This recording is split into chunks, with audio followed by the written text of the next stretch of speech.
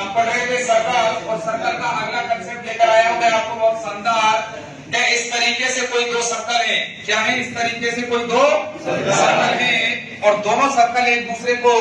बिंदु पी पर क्या करते हैं, बाह्य स्पर्श करते हैं। और बिंदु ए सर्कल का स्थित है एक बिंदु, और दूसरा स्थित है बिंदु सी, और दूसरे सर्कल पर ये दूसरा सर्कल है जिस पर बिंदु सी और डी स्थित है, और बिंदु पी पर दोनों सर्कल एक दूसरे को बाह्य रूप से क्या करते हैं, स्पर्श करते हैं। ए से लेकर बी तक की एक सीधी रेखा खींची जाती है, दोनों के बिंदु जहां पर मिलते हैं बिंदु पी से होकर, या दोनों वृत्त जहां मिलते हैं एक दूसरे को बाह्य स्पर्श करते हैं, बिंदु पी पर बाह्य स्पर्श करते हैं, और बिंदु पी से होकर ए से लेकर एक बी तक क्या खींची जाती है, सीधी रेखा खींची जाती है,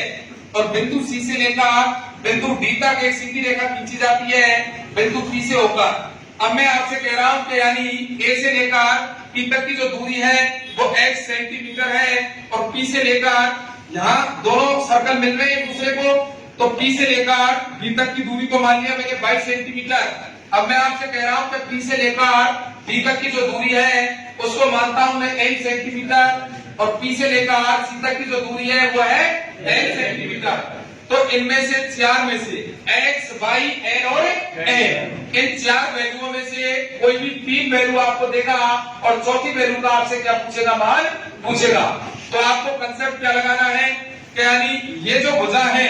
ये जो सीधी रेखा है AB, इस AB के दो भाग हैं, एक तो है A से लेकर P तक, और दूसरा भाग है P से लेकर B तक। तो देखना आपको याद रखना है कि A से लेकर P तक की जो दूरी है x सेंटीमीटर, और P से लेकर B तक की जो दूरी है 22 सेंटीमीटर, इन दोनों का जो अनुपात आएगा वो अनुपात बराबर होगा किसके, L और M के। अर्थात मैं कह सकता हूं कि x बटे y का जो मान होगा वो बराबर होगा L बटे M के। और इसी कंसेप्ट को लेकर एग्जाम में क्या बनाता है, सवाल बनाता है कि यानी इन दोनों टुकड़ों का जो अनुपात होगा वो बराबर होता है इन दोनों टुकड़ों के अनुपात के। देखो इसी पर एक नेक्स्ट सवाल है आगे।